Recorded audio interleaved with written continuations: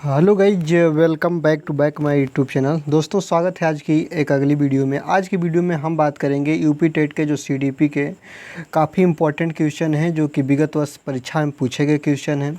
सभी क्वेश्चन को आप पूरी तरह से देखिएगा और जितने भी क्वेश्चन हैं सभी का हम एनालिसिस करेंगे, इसके अध्ययन को जानेंगे, इसका प्रश्न कैसे बनता है, सब चीज़ों को हम कवर करेंगे। तो उससे पहले रिक्वेस्ट करेंगे कि चैनल पर नए हैं तो चैनल को सब्सक्राइब कर लीजिए, बेल आइकन को प्रेस करिए और वीडियो अच्छा लगे तो वीडियो को लाइक करें और दोस्तों के साथ शेयर करें।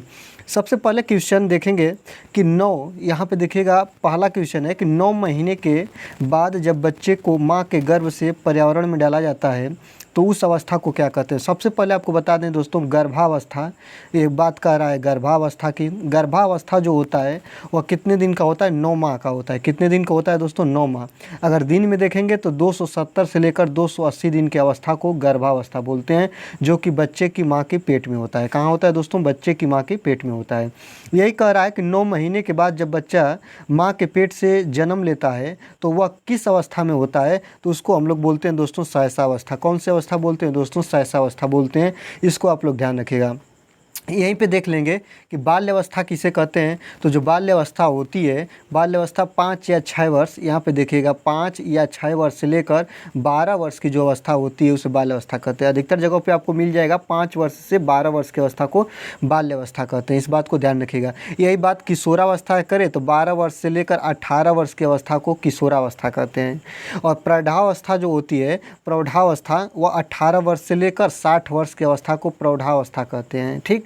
प्रसव पूर्व काल कितना होता है? तो यह जो होता है यह 9 माह होता है। कितना होता है दोस्तों? 9 माह का होता है। ठीक। 270 से 280 दिन, इसको याद रखते हैं। और शैशवावस्था जो होती है दोस्तों, वह बच्चे के जन्म के बाद की अवस्था को शैशवावस्था बोलते हैं। इस बात को आप लोग ध्यान रखिएगा। जो जन्म से लेकर, यहाँ पे ध्यान रखिए, मैं 0 लिख रहा हूँ, जन्म से लेकर 5 वर्ष की माँ को 5 वर्ष की अवस्था को शैशवावस्था कहते हैं। इस बात को याद रखिएगा। जब बच्चा जन्म ले लेता है तो वह कौन सी अवस्था में होता है? वह शैशवावस्था में होता है। ऑप्शन क्वेश्चन नंबर पहला आप लोग जान गए होंगे कि कौन सी अवस्था कितने काल की होती है, किसे क्या कहते हैं। आगे देखिएगा, देखिए यहाँ पे दिखा भी रहे हैं स्लाइड में। जो ये बच्चा है जब जन्म लेता है माँ के पेट से, जब यह बच्चा जन्म ले लेता है तो इसकी अवस्था जो होती है वो शैशवावस्था कहलाती है। और शैशवावस्था जो होती है वह जन्म से लेकर 5 वर्ष तक की अवस्था को कहते हैं। आगे देखेंगे, आत्मसम्मान की भावना के लक्षण प्रकट करती है। कौन सी अवस्था में बच्चे अपने आत्मसम्मान की भावना को लक्षण करने लगता है या प्रकट करने लगता है? तो यह अवस्था जो होती है वो दोस्तों किशोरावस्था होती है, जो कि 12 से 18 वर्ष की अवस्था होती है। जो इस अवस्था में होती है दोस्तों, इस अवस्था में बच्चे शारीरिक, मानसिक, भावनात्मक और सामाजिक व्यवहार में बदलाव लाते हैं। और इस अवस्था को संघर्ष की अवस्था और तूफान की अवस्था कहते हैं। और इसी को हम लोग बोलते हैं किशोरावस्था। किशोरावस्था में बच्चा जो होता है वह अपने आत्मसम्मान के लिए या मानसिक भावनाएं, सामाजिक विकास हो गया, व्यवहार हो गया, सभी में बदलाव लाता है या लादने की चेष्टा रखता है। ठीक ना। तो ऑप्शन नंबर सी आपका करेक्ट आंसर होगा। आत्मसम्मान जो होती है वो किशोरावस्था में बच्चा लाने की कोशिश करता है। शैशवावस्था किस आयु तक के बालकों का निर्धारण करती है? जो शैशवावस्था होती है वह कितनी आयु तक के बच्चों का निर्धारण करती है? ये ध्यान दीजिएगा। यह विवादित क्वेश्चन है यूपी टेट का। मैं आपको बता दे रहा हूँ क्या विवाद है इसमें दोस्तों। विवाद इसमें यही है कि जो शैशवावस्था का कार्यकाल है 0 से 5 वर्ष। ठीक। लेकिन यहाँ पे जन्म से 6 वर्ष दिया है तो इसलिए इसको ही ऑप्शन नंबर बी करेक्ट करेंगे। अब ये नहीं जोड़ेंगे। अगर दोनों ऑप्शन होता तब तो विवाद फंसता, लेकिन लोग क्या किए कि इनमें से कोई नहीं, ये बोर्ड ने माना था। इस बात को याद रखिएगा। यही क्वेश्चन सी टेट में भी बना और सी टेट में जो इसका आंसर माना गया वो ऑप्शन नंबर बी माना गया, जो कि होना भी चाहिए। ठीक ना। आप करेक्ट एग्जिट कोई भी डेट को नहीं मान सकते हैं। इसलिए शैशवावस्था किस आयु तक के बालकों को निर्धारण करती है? तो जन्म से लेकर 6 वर्ष की अवस्था को शैशवावस्था में रख लीजिए, ये आपका है। ठीक ना। वैसे तो 0 से 5 वर्ष तक माना गया है, लेकिन इसको मानकर आप इनमें से कोई नहीं को नहीं लगा सकते। ऑप्शन नंबर बी आपका करेक्ट आंसर हो जाएगा आयोग के आंसर के अनुसार भी दोस्तों। ठीक। आगे देखते हैं, सामान्य बुद्धि बालक प्रायः किस अवस्था में बोलना सीख जाते हैं? ठीक ना। सामान्य बुद्धि का बालक प्रायः किस अवस्था में बोलना सीख जाता है? तो दोस्तों जैसे कि आप कहेंगे कि बाबू यहाँ पे आओ, तो बाबू कहता है कि नहीं, तो पूरा नहीं शब्द नहीं कर पाता है, ना ना ऐसे कुछ करता है। ठीक ना। मम्मी को मम्मा मम्मा करता है। तो ऐसी अवस्था में कब कब वह बोलने स्टार्ट कर देता है? तो 11 माह से 14 माह की अवस्था में बच्चा धीरे धीरे याद बोलना स्टार्ट कर देता है। जैसे मम्मी को मम्मा मम्मा ऐसे करता है। ठीक ना। पापा मम्मा बाबा ऐसी बातों को बोलना वो शुरू में एक शब्द को बोलना स्टार्ट कर देता है। तो यह कौन सी अवस्था में कितने माह में हो जाता है, तो 11 से लेकर 14 माह के बीच में बच्चा होता है, वह धीरे धीरे बातों को बोलना स्टार्ट कर देता है। आगे देखिएगा, निम्नलिखित में से कौन सी किशोरावस्था की विशेषता नहीं है। किशोरावस्था दोस्तों, सबसे पहले जो भी अवस्था में पूछे सबसे पहले अपने ध्यान में ले आइए। किशोरावस्था क्या है दोस्तों, 12 से 18 वर्ष। अब 12 से 18 वर्ष को ध्यान में देते हुए इसका आंसर बनाइए, ठीक ना। किशोरावस्था की विशेषता नहीं है, शारीरिक विकास, शारीरिक विकास तो है ही दोस्तों, मानसिक विकास ये भी है दोस्तों, समूह का महत्व, तो बच्चा समूह में रहना, टोली में रहना पसंद करता है किशोरावस्था में। तीव्र समायोजन, ये तीव्र समायोजन खुदे नहीं कर पाता है, तो तीव्र समायोजन कहाँ से करेगा, यही इसकी विशेषता नहीं है। बच्चा जल्दी से जल्दी किसी भी चीज़ को तीव्र तरीके से समायोजित नहीं कर पाता है, यह इसकी विशेषता है। इस बात को आप लोग याद रखिएगा।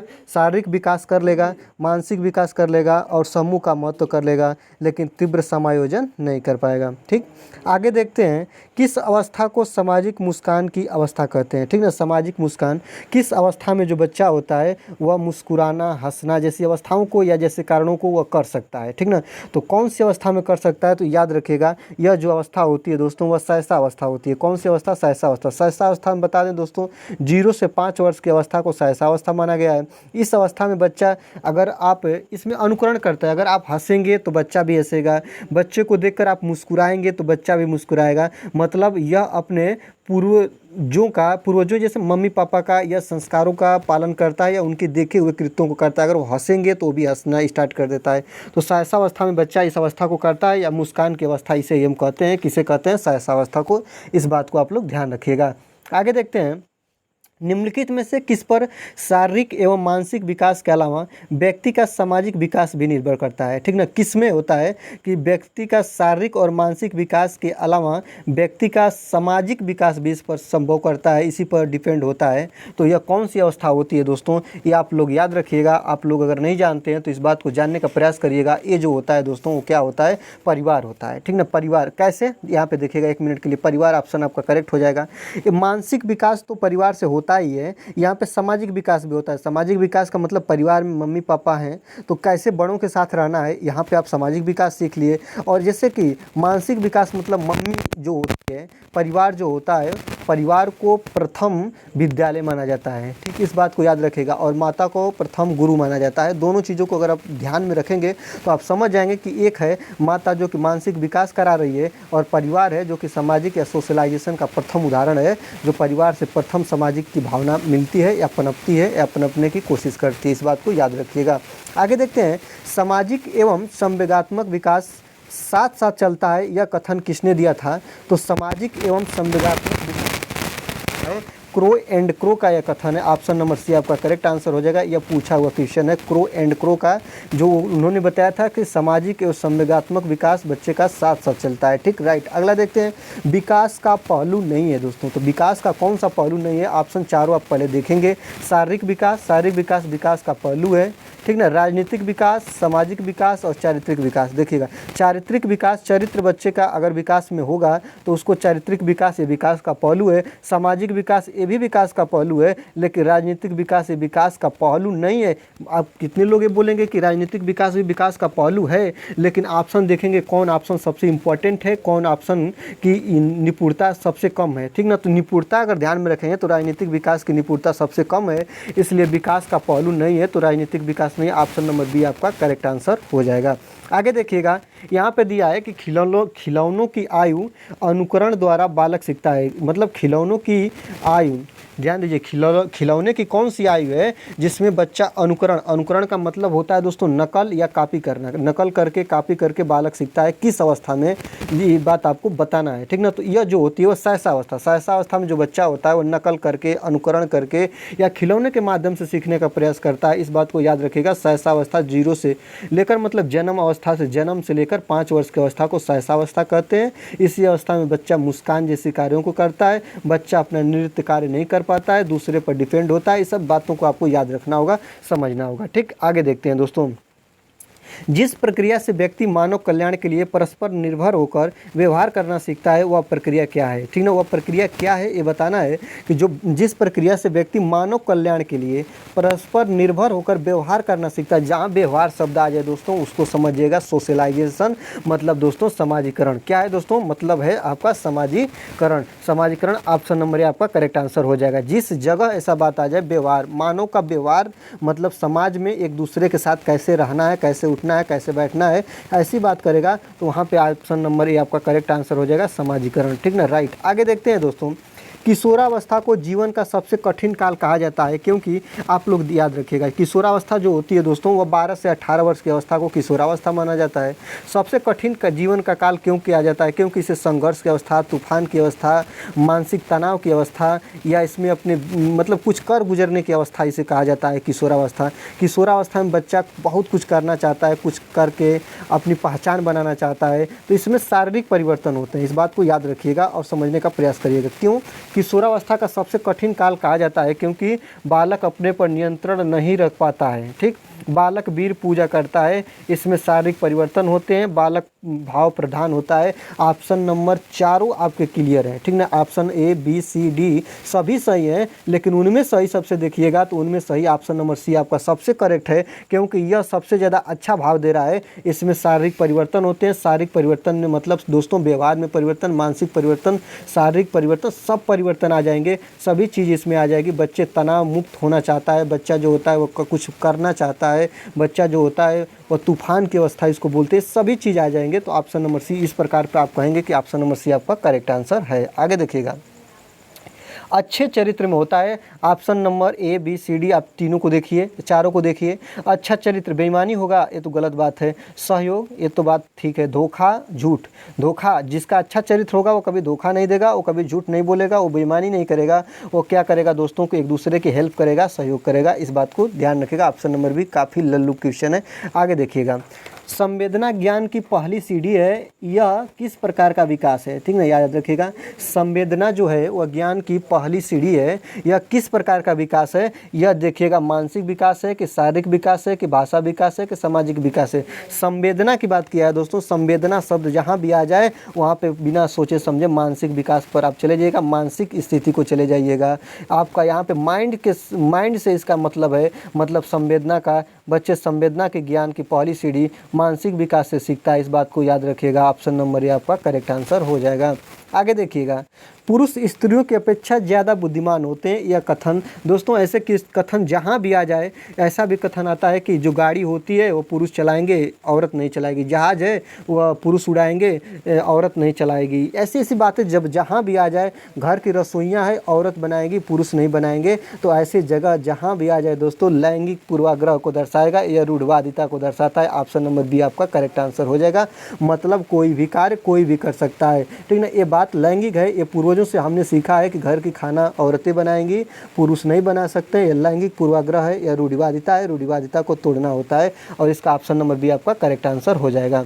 आगे देखते हैं, सबसे अधिक गहन और जटिल समाजीकरण काल है। ठीक ना, कौन सबसे जटिल और गहन समाजीकरण काल है। इसमें आपको देखिएगा किशोरावस्था की, पूर्व बाल्यावस्था की, प्रौढ़ावस्था की, व्यक्ति के पूरे जीवन में। ठीक ना, व्यक्ति के पूरे जीवन में तो होगा नहीं, क्योंकि दोस्तों कहा है कि सबसे अधिक गहन और जटिल समाजीकरण काल है, तो मतलब एक काल तो होगा ही जिसको बताना है। ठीक ना, सबसे जटिल प्रौढ़ावस्था में होता नहीं, क्योंकि यहाँ पे उम्र आदमी की ढल जाती है और बच्चा आदमी जो होता है वो अपने ज़िंदगी के अंतिम पड़ाव में होता है, वो नई पुरानी चीज़ करने की कोशिश कम कर देता है। ठीक ना, अब किशोरावस्था, पूर्व बाल्यावस्था, पूर्व बाल्यावस्था में बच्चा बहुत छोटा होता है, इसमें तो होगा नहीं। और ऑप्शन नंबर ए आपका याद रखिएगा, 12 से 18 वर्ष में बच्चा चाहता है कि कुछ कर गुजरें, अपना नाम बनाए, अपनी अलग पहचान बनाए, ये सभी चीज़ों को वह चाहता है, तो इसलिए ऑप्शन नंबर ए आपका करेक्ट आंसर हो जाएगा। क्योंकि सबसे अधिक गहन और जटिल समाजीकरण किशोरावस्था में होती है, जिसकी अवस्था 12 से 18 वर्ष होती है। आगे देखेंगे, अगला है कि अवधारणा का विकास मुख्य रूप से डॉट डॉट का हिस्सा है। अवधारणा का विकास किसका हिस्सा है, कि बौद्धिक विकास का हिस्सा है कि शारीरिक विकास का, सामाजिक विकास का, संवेगात्मक विकास का। तो जो अवधारणा के विकास का मुख्य रूप से किसका हिस्सा है दोस्तों, तो बौद्धिक विकास का है। अवधारणा से बौद्धिक विकास होती है, बुद्धि का विकास होता है अवधारणा से, ये बात याद रखिएगा। आगे देखते हैं, संवेगात्मक विकास में किस अवस्था में सबसे कम परिवर्तन होता है? तो संवेगात्मक विकास में किस अवस्था में सबसे कम परिवर्तन होता है? सबसे पहले चलेंगे हम लोग यहाँ पे ऑप्शन पे, प्रौढ़ावस्था में कि युवावस्था में कि किशोरावस्था में कि शैशवावस्था में, किसमें सबसे कम होता है? संवेगात्मक मतलब संवेग, जैसे मान लीजिए कि अपने माइंड की जो भी चीज़ें अपने माइंड में आता है, तो सबसे अधिक थिंकिंग या सबसे अधिक कुछ करने का जज्बा किस जगह पे होता है, या बच्चा सबसे अधिक कब सोचता है? तो किस अवस्था में सबसे कम और सबसे ज़्यादा? याद रखिएगा, युवावस्था में दोस्तों आ जाता है आपका किशोरावस्था। किशोरावस्था में बच्चा सबसे ज़्यादा सोचेगा, लेकिन यही बात कहेगा कि सबसे कम परिवर्तन होता है। यहाँ पे कम की बात किया है दोस्तों। तो शैशवावस्था में क्योंकि बालक बहुत छोटा होता है, इसमें अपना दूसरे का किसी का कुछ पता नहीं होता है, दूसरे पर आश्रित होता है। उसको जो खिला दो, जो पिला दो, वो ऐसे खिला लेगा, पिला लेगा। जो पहना दो, वो ऐसे नया पुराने कपड़े से मतलब नहीं, अच्छा और बुरा खाने से मतलब नहीं, ठीक ना। वो केवल तो केवल दूध मिल्क पे डिपेंड होता है, माता पे डिपेंड होता है। तो इस बात को याद रखिएगा, संवेगात्मक विकास में किस अवस्था में सबसे कम परिवर्तन होते हैं? तो सबसे कम जो चेंजअप होते हैं वह शैशवावस्था में होते हैं। वो आपका 0 से लेकर 5 वर्ष की अवस्था में होता है, राइट। आगे देखते हैं दोस्तों, इस बात को याद रखेंगे। अगला देखते हैं कि यह विचार विकास की किसी भी अवस्था पर कुछ भी सिखाया जा सकता है, यह किसने दिया था? तो यह विचार जो दिए थे दोस्तों, आप लोगों को बता दें, पियाजे साहब ने दिए थे। पियाजे साहब एक नियम दिए थे और उन्होंने 4 अवस्था, बच्चे की कितनी अवस्था बताइए? 4 अवस्था। पहली अवस्था बताएं 0 से 2 साल, दूसरी अवस्था 2 से 7 साल, और तीसरी अवस्था 7 से 11 साल, और चौथी अवस्था 11 से 14 साल। इन्होंने बताए हैं कि इन्होंने पियाजे ने यह विचार दिया कि विकास की किसी भी अवस्था पर कुछ भी सिखाया जा सकता है। और ये बात याद रखिएगा, पियाजे साहब ने दिया था अपना एक विकास, संज्ञानात्मक विकास, ठीक ना। पूछ देता है कि संज्ञानात्मक विकास किसने दिया था? तो संज्ञानात्मक विकास की व्याख्या आपके पियाजे साहब ने दिए थे, और बच्चे के 4 अवस्था इन्होंने बताई है। पहली अवस्था 0 से 2, दूसरी 2 से 7, तीसरी 7 से 11, और तीसरी 11 से 14। इस बात को याद रखिएगा, याद रखेंगे। अगला देखेंगे कि किसने बाल अवस्था को जीवन का अनोखा काल कहा है? तो अनोखा काल जो कहे थे आपको पता है, कोल एवं ब्रूस। ये बात याद रखिएगा, काफ़ी रटाया क्वेश्चन।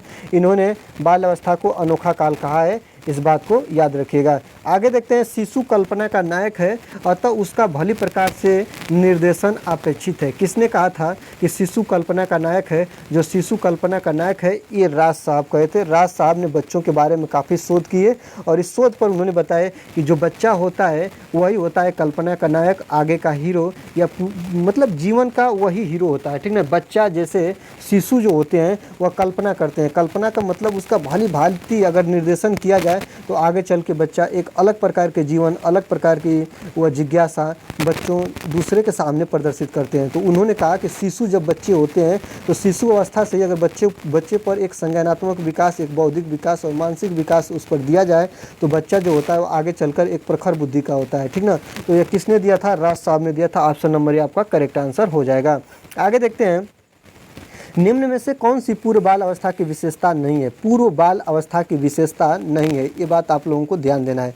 तो पूर्व बाल अवस्था में दल समूह में रहने की अवस्था, ये तो बच्चा करता है। पूर्व बाल अवस्था और पूर्व बाल अवस्था ध्यान रखिएगा। जो पूर्व बाल अवस्था होती है वो उसमें बच्चा जो होता है वो समूह में खेलना, समूह में रहना, दल में रहना, ये सभी चीज़ों को वह ज़्यादा से ज़्यादा क्या करता है, वह करने की कोशिश करता है, ठीक ना। अनुकरण करने की अवस्था, अनुकरण का मतलब होता है दोस्तों कॉपी करना, नकल करना, मतलब दूसरे को देखेगा। जो भी जैसे आपके घर में जो छोटे बच्चे हैं जिनकी उम्र 2 से 7 वर्ष की अवस्था में होती है, 2 से 7 से 8 वर्ष की अवस्था में होती है, तो वह क्या करते हैं? अनुकरण करते हैं, नकल करते हैं, कॉपी करते हैं। जैसे आप करेंगे वैसे वो लोग करेंगे। अगर आप गाली सिखाएंगे तो वो गाली देंगे, ठीक ना। आपकी जो बातें वो सुनेंगे वैसे करेंगे। अगर आप फ़ोन से जैसे बात कर रहे हैं वैसा अनुकरण करके वो भी बात करेंगे, ठीक ना। प्रश्न करने की अवस्था, जो प्रश्न करने की अवस्था होती है वह पूर्व बाल अवस्था के बच्चे में होती है। खेलने की अवस्था जो होती है दोस्तों वह पूर्व बाल अवस्था में नहीं होती है। इस बात को याद रखिएगा और समझिएगा। ये बात को जब आप समझेंगे तो आपको खुद ब खुद समझ में आ जाएगा कि पूर्व बाल अवस्था की विशेषता नहीं है, ठीक ना। तो विशेषता नहीं है, खेलने की अवस्था जो है उसकी विशेषता नहीं है,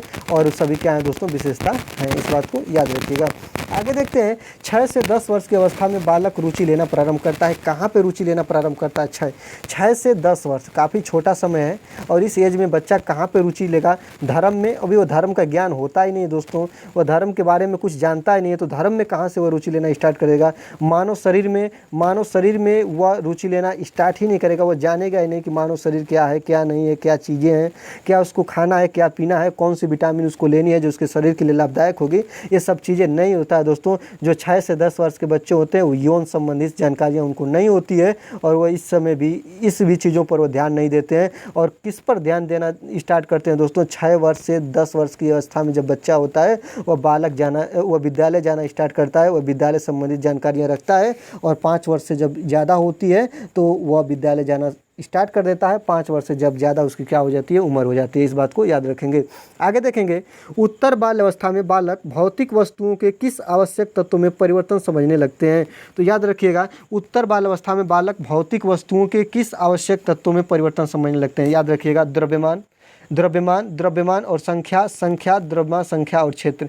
याद रखिएगा आप, एक बात याद रखिए, उत्तर बाल अवस्था में बालक द्रव्यमान को वह आवश्यक तत्व परिवर्तन समझने लगता है, द्रव्यमान और संख्या को भी समझने लगता है, संख्या को भी समझने लगता है। और जिसमें ऑप्शन नंबर डी देखेंगे, जिसमें तीनों मिल रहा है तो उसको हम लोग सही करेंगे। ऑप्शन नंबर डी आपका करेक्ट हो जाएगा क्योंकि इसमें तीनों चीज़ें मिल रही हैं, तो इसलिए इस पर हम जाएंगे। बालक अपने व्यवहार की सामाजिक स्वीकृति किस अवस्था में चाहता है, वह अवस्था है, ठीक ना, सामाजिक स्वीकृति। मैं आपको बहुत पहले इस बात को बता चुका हूँ दोस्तों कि बालक जो होते हैं वह व्यवहार में या समाज में या मानसिक या सभी चीज़ों से अपना हित चाहते हैं या अपना वे आत्मसम्मान चाहते हैं। वह अवस्था जो होती है दोस्तों, वह अवस्था किशोरावस्था होती है और किशोरावस्था 12 से 18 वर्ष की अवस्था होती है। इसमें बालक चाहता है कि उसको एक सम्मान मिले, उसका समाज में अलग पहचान बने और वह संघर्ष की अवस्था होती है। वह बहुत कुछ करना चाहता है, वह एक वीर बनना चाहता है, वह एक नायक हीरो की वह उपाधि अपने अंदर लाना चाहता है और यह अवस्था होती है दोस्तों किशोरावस्था। ऑप्शन नंबर आपका करेक्ट आंसर हो जाएगा। आगे देखते हैं कि विकास में वृद्धि से तात्पर्य है, ठीक ना, विकास में वृद्धि से तात्पर्य क्या है।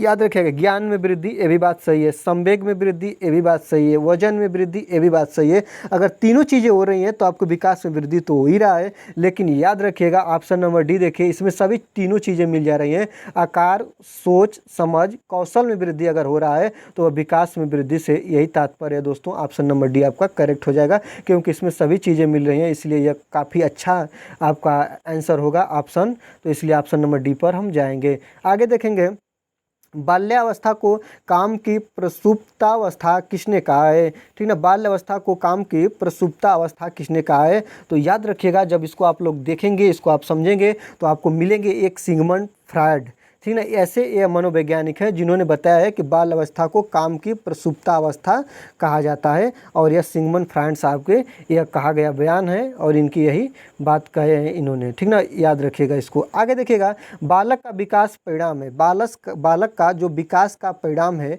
क्या है विकास का परिणाम, वंशानुक्रम का, वातावरण का, वंशानुक्रम, वातावरण की अंतःक्रिया का, आर्थिक कारकों का। याद रखिएगा, देखिएगा सीडीपी का एक ऑप्शन मैं बता रहा हूँ, सीडीपी में जो लंबा क्वेश्चन ऑप्शन होगा उस पर आप ज़्यादा प्रभाव देखिएगा, ठीक ना। लंबा ऑप्शन में लंबी बातें और अच्छी बातें कही होती है। देखिएगा, मैं अगर वंशानुक्रम, बालक के विकास का परिणाम वंशानुक्रम पर लगा दूं तो वातावरण छूट जाएगा क्योंकि वातावरण ही सबसे इम्पोर्टेंट, वातावरण भी है बालक के विकास का सबसे मुख्य तरीका।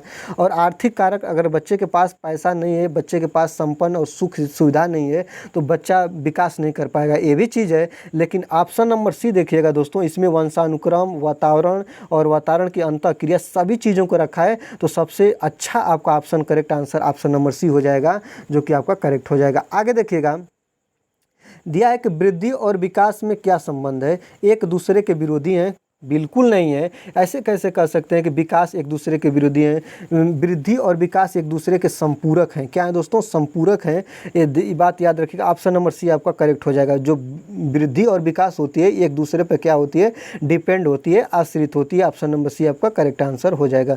आगे देखेंगे, आगे दिया है कि एक अध्यापक की दृष्टि में कौन सा कथन सर्वोत्तम है, एक अध्यापक की दृष्टि से, ठीक ना। अगर एक अध्यापक है और उसकी दृष्टि से कौन सा कथन सर्वोत्तम है। प्रत्येक बच्चा सीख सकता है, कुछ बच्चे सीख सकते हैं, अधिकतर बच्चे सीख सकते हैं, बहुत कम बच्चे सीख सकते हैं। जो अध्यापक होता है सभी बच्चों को समान निगाह से देखना चाहिए। किसी बच्चे को डांट फटकार, मारना पीटना या ग्रेड के आधार पर, अंक के आधार पर अलग बैठाना या कुछ भी ऐसी चीज़ें नहीं करना चाहिए दोस्तों। तो इसलिए आपका करेक्ट आंसर अगर आप देखेंगे, बहुत कम बच्चे सीख सकते हैं। बच्चे टीचर के अंदर ऐसी भावना होनी ही नहीं चाहिए। अधिकतर बच्चे सीख सकते हैं, ऐसी होनी ही नहीं चाहिए। कुछ बच्चे सीख सकते हैं, ये भी नहीं होनी चाहिए। प्रत्येक बच्चा सीख सकता है दोस्तों। प्रत्येक टीचर के अंदर जब ये भावना होगी तो अच्छा से अच्छा टीचिंग अपनी शैली बनाएगा और बच्चों को पढ़ाने की कोशिश करेगा। तो ये आपका करेक्ट आंसर हो जाएगा। तो दोस्तों आज की वीडियो में बस इतना ही। पूरे 30 क्वेश्चन आपको करा दिए। आप बताइए 30 क्वेश्चन में आपने कितने क्वेश्चन को पढ़ा। और ऐसे आप ऐसे ही वीडियो पाना चाहते हैं तो आप चैनल पर नए हैं तो चैनल को सब्सक्राइब करिए अभिषेक एकेडमी के इस चैनल को, और हमारे साथ जुड़ जाइए। वीडियो को लाइक करना मत भूलिए। वीडियो को जरूर से जरूर लाइक करिए, क्योंकि उससे हमें मिलती है क्या दोस्तों, ऊर्जा, और यही है हमारा शिक्षण दान। चलिए मिलते हैं अगले वीडियो में, तब तक के लिए धन्यवाद। देखते रहिए Abhishek academy. Tata bye bye.